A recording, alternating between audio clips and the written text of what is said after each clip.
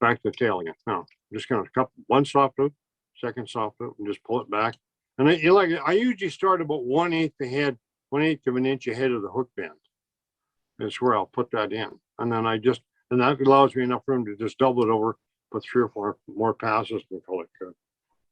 Okay, and then where's the green stuff? There it is. Now,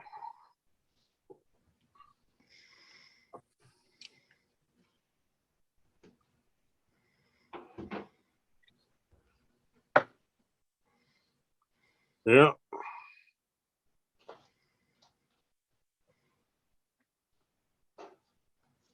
Well, I'm hoping that next summer we get some decent weather and some decent water flows.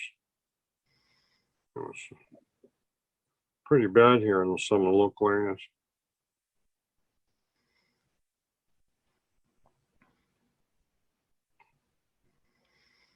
It's pretty bad. But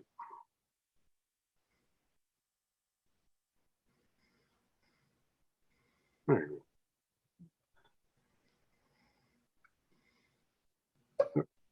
Let me get in there. There we go.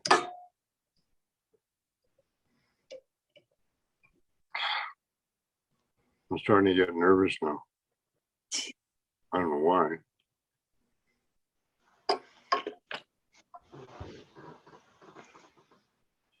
Are you guys doing a youth program up there now? In Edmonton at all? We had just the kids fly tying at the boat and sportsman show, but we don't have a youth program, no. Oh, okay. I've often wondered if there's room for that. I know I tried to get a ladies program going in Rocky here, and I made a really bad error. What happened is I advertised in entirely the wrong places, and I couldn't get enough interest in me for a while. I wanted about 6 ladies, which is enough. You can deal with them individually, talk about fly tying and equipment and all that good stuff, and it works really well. But there just was not when I advertised through the rec center, and what I should have done is advertise through the local hairdressers. What a problem. Well, there's more ladies there, it seems. Boy, I can hear some cackling in the background. Yeah, there you go. Anyway, hang on, I gotta brush some more macrame around there. The Reed's Fly Shop in town here has got a kids program going. That's great when that happens. I mean, I used to do one in town here. Well, we used to have a fly tying group in town here that met on a regular basis, and one of the problems is that it was difficult finding a venue. We tried various things, and what we found is that school systems didn't work because they want you out of there by 8 o'clock. These kinds of things. I don't know. What do you do around that hall? You got to be out of there. The doors close at 8 or 9 o'clock or something. So it handled it there. But anyway, we ended up, when the wife had the bookstore here in town, well, we could go there because I had the keys to the door, and that worked out really well. And we had about 15 or 20 used to sit in there. And of course, we had several kids. They would, once they heard it was around, and of course, you always get a few, fish crazy kids. It was good, but it's just, unfortunately, the bookstore is no more. There we go. Okay, that should be enough of that stuff. Yeah, one time they sold that macrame yard, that company, and they sold it in both 50 and 100 yards of all the colors. They don't fill the 50. I think the 50-yard roll was $5. Like it couldn't have been cheaper. It was wonderful to deal with. Anyway, okay. Just going to give that a tune up as well. There we go. Okay, back there. Put a turn in it, put a turn in it, wrap it down nice and solid. Yep. Couple of soft turns up towards the eye. Something I neglected to do last time, and I'm gonna do it this time. One of the things I found with some of the hook manufacturers is the eye is not closed very well. So often what I do is I go up and make sure there's enough thread on there that the leader doesn't come around and snag in that open hole. There we go. Okay, the next thing is a little bit of orange.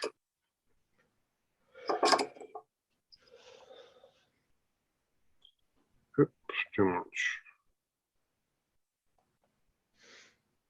Now I've tried the coffee grinder stuff for mixing and stuff. It doesn't work nearly as well as that blender did. Like the coffee grinder is fine now because I'm not doing bulk, but well, I'll tell you, the blender is by far better. And you know, I suspect in the end of the day, finally the bottom fell out of it, and the end of that.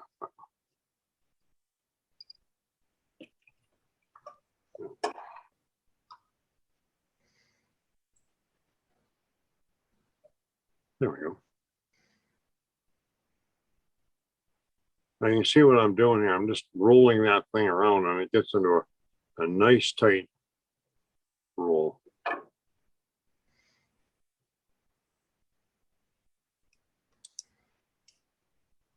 And that should be just about enough. More turns. Pull the wing over. Give her a couple of turns. Nice and stiff. Okay. Do it like that. Got a white or a rig material. I don't know what it is about Fentex guys on the other side of the coin, although it's a wonderful material. It tends to, and I don't know why it does it, but it tends to stink like hell in your fly box. I have no idea why, but it has a certain distinct odor. Now, whether it comes off the fish, you know, and just stays there or not, I don't know, but there we are. Now, where the heck is that big one? Right.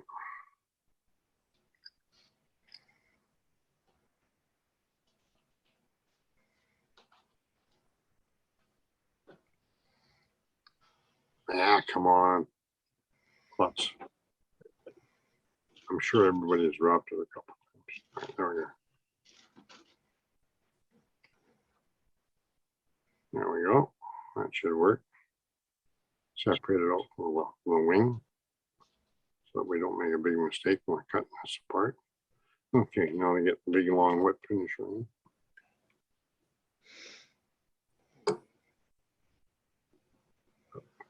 Do it again. So I don't use this big guy very often, and that's the problem. I did it again. Worked around the base.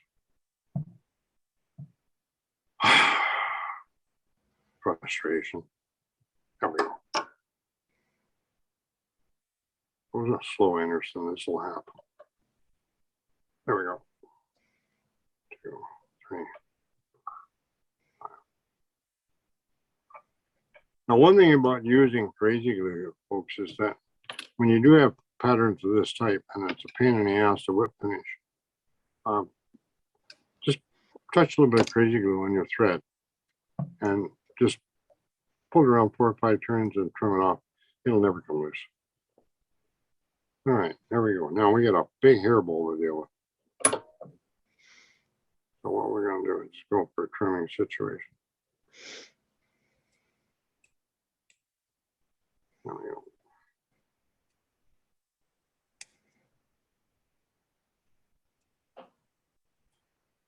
Yeah. Not far off. Good. Oh, there, thin it out a little more.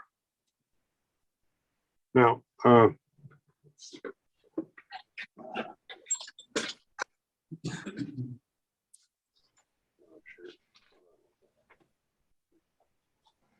of the things I do is I collect stuff, and